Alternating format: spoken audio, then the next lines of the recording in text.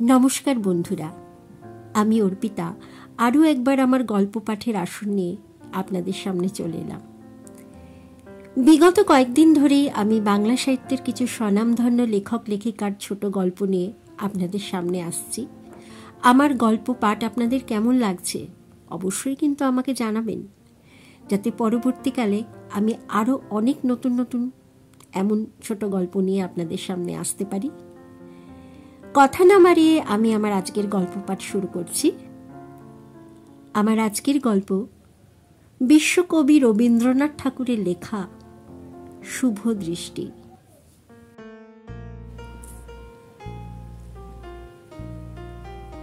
কান্তিচন্দ্রের বয়স অল্প, তথাপি স্ত্রী বিয়োগের পর দ্বিতীয় স্ত্রীর অনুসন্ধানে ক্ষান্ত থাকিয়া পশুপক্ষী শিকারেই মনোনিবেশ করিয়াছেন।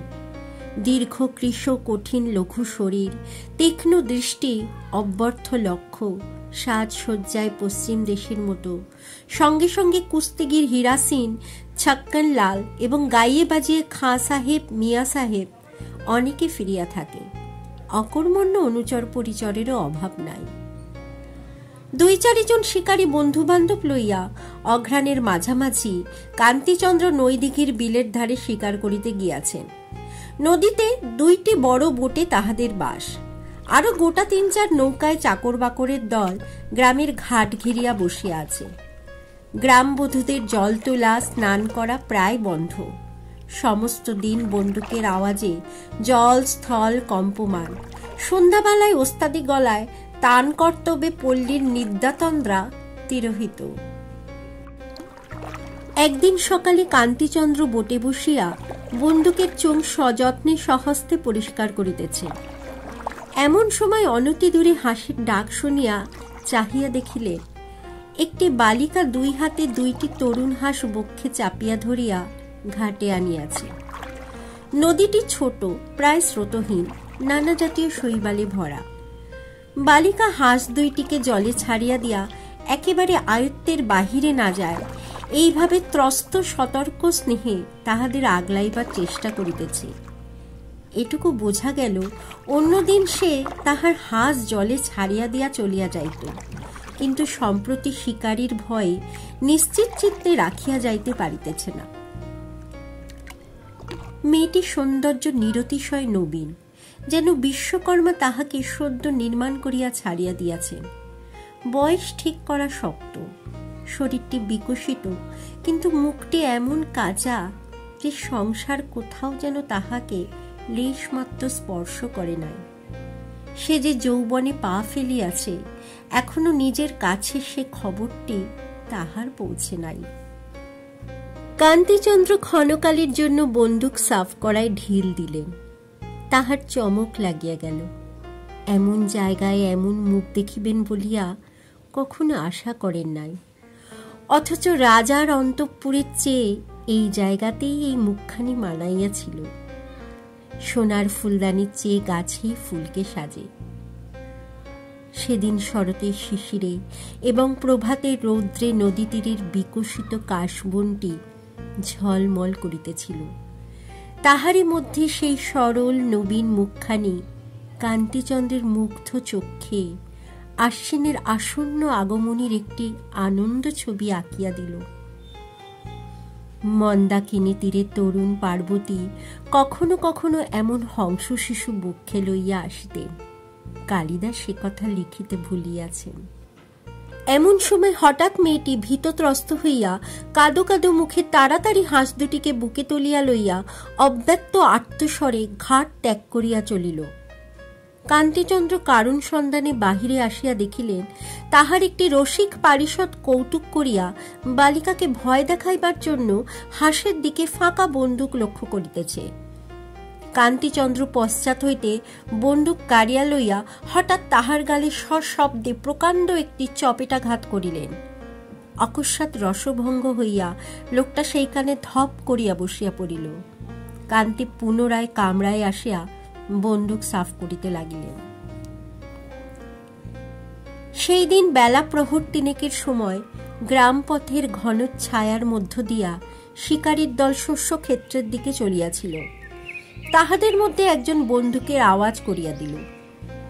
কিছু দূরে বাঁশঝাড়ের উপর হইতে কি একটা পাখি আহত হইয়া ঘুরিতে ঘুরিতে ভিতরের দিকে পড়িয়া গেল। কৌতূহলী কান্তিচন্দ্র পাখির সন্ধানে ঝোপঝাড় ভেদ করিয়া ভিতরে গিয়া দেখিলেন একটি সচ্ছল গৃহস্থ ঘর, প্রাঙ্গণে সারি সারি ধানের গোলা, পরিচ্ছন্ন বৃহৎ গোয়াল ঘরের কুলগাছতলায় বসিয়া সকালবেলাকার সেই মেয়েটি একটি আহত ঘুঘু বুকের কাছে তুলিয়া উচ্ছ্বসিত হইয়া কাঁদিতেছে এবং গামলার জলে অঞ্চল ভিজাইয়া পাখির চঞ্চু পুটের মধ্যে জল নিংড়াইয়া দিতেছে। পোষা বিড়ালটা তাহার কোলের উপর 2 পা তুলিয়া ঊর্ধ্বমুখে ঘুঘুটির প্রতি উৎসুক দৃষ্টিপাত করিতেছে। বালিকা মধ্যে মধ্যে তাহার নাসিকা গ্রবাগে তর্জনী আঘাত করিয়া লুব্ধ জন্তুর অতিরিক্ত আগ্রহ দমন করিয়া দিতেছে। পল্লীর নিস্তব্ধ মধ্যাহ্নে একটি গৃহস্থ প্রাঙ্গণের সচ্ছল শান্তির মধ্যে এই করুণ ছবি এক মুহূর্তেই কান্তিচন্দ্রের হৃদয়ের মধ্যে আঁকা হইয়া গেল। বিরল পল্লব গাছটির ছায়া ও রৌদ্র বালিকার ক্রোড়ের উপর আসিয়া পড়িয়াছে। অদূরে আহার পরিতৃপ্ত পরিপুষ্ট গাভী আলস্যে মাটিতে বসিয়া শৃঙ্গ ও পুচ্ছ আন্দোলনে পিঠের মাছি তাড়াইতেছে। মাঝে মাঝে বাঁশের ঝাড়ে ফিস ফিস কথার মতো নূতন উত্তর বাতাসের খস খস শব্দ উঠিতেছে। সেদিন প্রভাতে নদী তীরে বনের মধ্যে যাহাকে বনশ্রীর মতো দেখিতে হইয়াছিল, আজ মধ্যাহ্নে নিস্তব্ধ গোষ্ঠ প্রাঙ্গণ ছায়ায় তাহাকে স্নেহ বিগলিত গৃহলক্ষ্মীটির মতো দেখিতে হইল। কান্তিচন্দ্র বন্দুক হস্তে হঠাৎ এই ব্যথিত বালিকার সম্মুখে আসিয়া অত্যন্ত কুণ্ঠিত হইয়া পড়িলেন। মনে হইল যেন বমাল শুদ্ধ চোর ধরা পড়িলাম।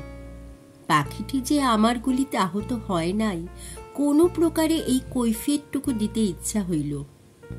কেমন করিয়া কথাটা পারিবেন ভাবিতেছেন, এমন সময় কুটির হইতে কে ডাকিল, সুধা। বালিকা যেন চমকিত হইয়া উঠিল। আবার ডাক পড়িল, সুধা। তখন সে তাড়াতাড়ি পাখিটি লইয়া কুটির মুখে চলিয়া গেল। কান্তিচন্দ্র ভাবিলেন নামটি উপযুক্ত বটে, সুধা। কান্তি তখন দলের লোকের হাতে বন্দুক রাখিয়া সদর পথিয়া সেই কুটিরের দ্বারে আসিয়া উপস্থিত হইলেন। দেখিলেন একটি প্রৌঢ় বয়স্ক মুন্ডিত মুখ শান্তমূর্তি ব্রাহ্মণ দাওয়ায় বসিয়া হরিভক্তি বিলাস পাঠ করিতেছেন। ভক্তিমণ্ডিত তাহার মুখের সুগভীর স্নিগ্ধ প্রশান্ত ভাবের সহিত কান্তিচন্দ্র সেই বালিকার দয়াদ্র মুখের সাদৃশ্য অনুভব করিলেন। কান্তি তাহাকে নমস্কার করিয়া কহিলেন, তৃষ্ণা পাইয়াছে ঠাকুর, 1 ঘটি জল পাইতে পারি কি? ব্রাহ্মণ তাড়াতাড়ি তাহাকে অভ্যর্থনা করিয়া বসাইলেন এবং ভিতর হইতে পিতলের রেকাবিতে কয়েকটি বাতাসা ও কাঁসার ঘটিতে জল লইয়া স্বহস্তে অতিথির সম্মুখে রাখিলেন। কান্তি জল খাইলে পর ব্রাহ্মণ তাহার পরিচয় লইলেন। কান্তি পরিচয় দিয়া কহিলেন, ঠাকুর, আপনার যদি কোনো উপকার করতে পারি তো কৃতার্থ হই।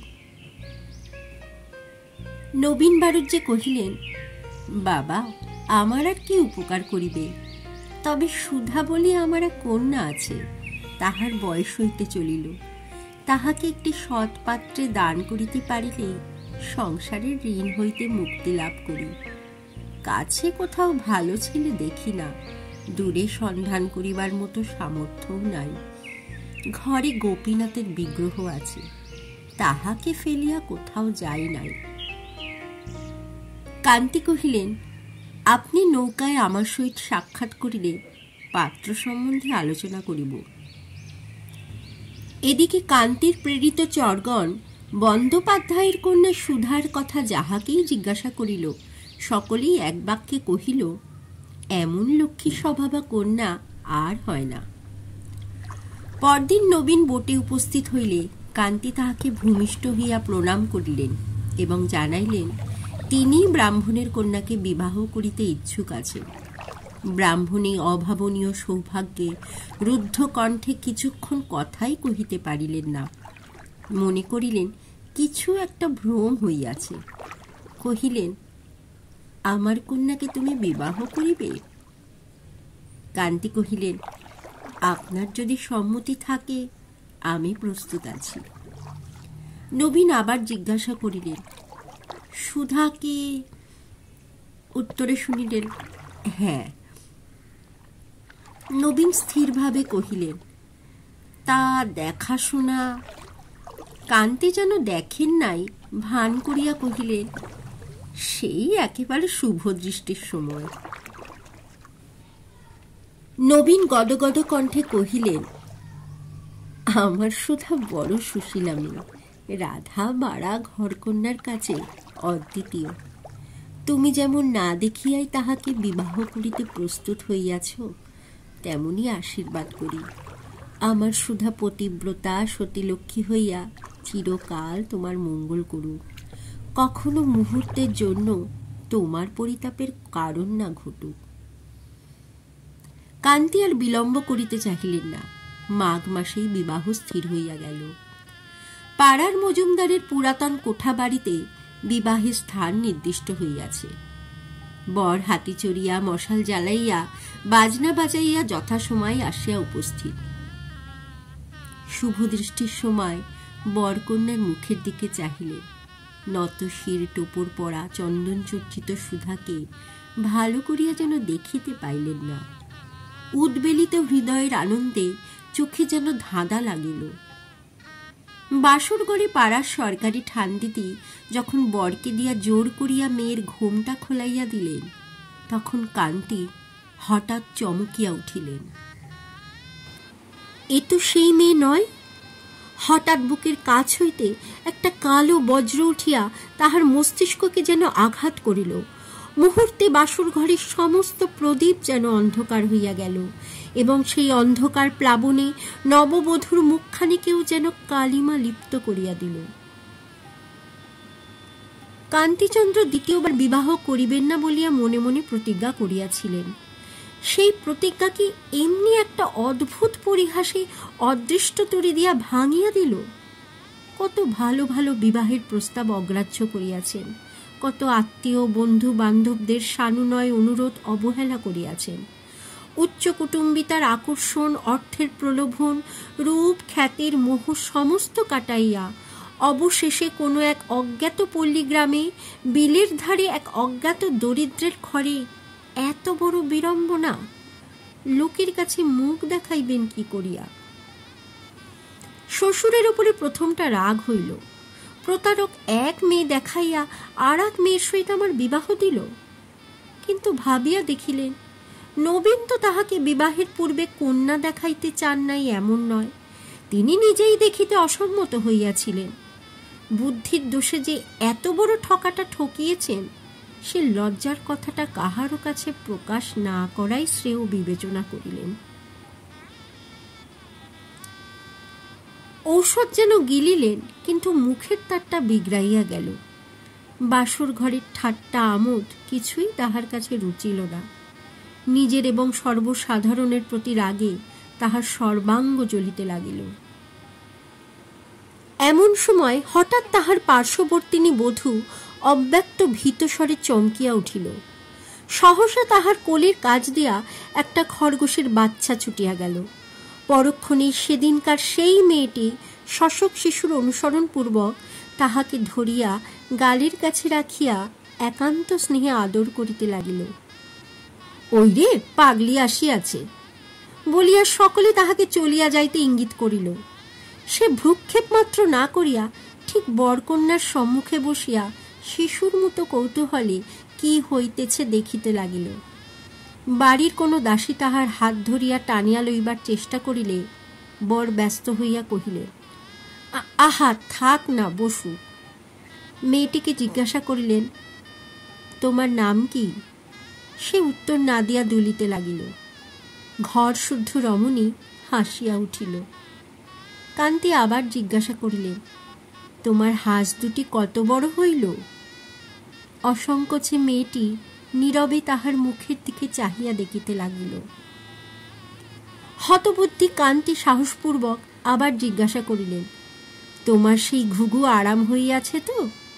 কোনো ফল পাইলেন না। মেয়েরা এমনভাবে হাসিতে লাগিল যেন বর ভারী ঠকিয়াছেন। অবশেষে প্রশ্ন করিয়া খবর পাইলেন মেয়েটি কালা এবং বোবা, পাড়ার যত পশুপক্ষীর প্রিয় সঙ্গিনী। সেদিন সে যে সুধা ডাক শুনিয়া উঠিয়া ঘরে গিয়াছিল সে তাহার অনুমান মাত্র, তাহার আর কোনো কারণ ছিল। কান্তি তখন মনে মনে চমকিয়া উঠিলে। যাহা হইতে বঞ্চিত হইয়া পৃথিবীতে তাহার কোনো সুখ ছিল না, শুভ দৈবক্রমে তাহার নিকট হইতে পরিত্রাণ পাইয়া নিজেকে ধন্য জ্ঞান করিলেন। মনে করিলেন, যদি এই মেয়েটির বাপের কাছে যাইতাম এবং সেই ব্যক্তি আমার প্রার্থনা অনুসারে কন্যাটিকে কোনো মতে আমার হাতে সমর্পণ করিয়া নিষ্কৃতি লাভের চেষ্টা করিত। যতক্ষণ আয়ত্তচ্যুত এই মেয়েটির মোহ তাহার মনটিকে আলোড়িত করিতেছিল, ততক্ষণ নিজের বধূটি সম্বন্ধে একেবারে অন্ধ হইয়াছিলেন। নিকটেই আর কোথাও কিছু সান্ত্বনার কারণ ছিল কিনা তাহা অনুসন্ধান করিয়া দেখিবার প্রবৃত্তিও ছিল না। যেই শুনিলেন মেয়েটি বোবা ও কালা, অমনি সমস্ত জগতের উপর হইতে একটা কালো পর্দা ছিন্ন হইয়া পড়িয়া গেল। দূরের আশা দূর হইয়া নিকটের জিনিসগুলি প্রত্যক্ষ হইয়া উঠিল। সুগভীর পরিত্রাণের নিঃশ্বাস ফেলিয়া কান্তি লজ্জা অবনত বধূর মুখের দিকে কোনো এক সুযোগে চাহিয়া দেখিলেন। এতক্ষণে যথার্থ শুভদৃষ্টি হইল।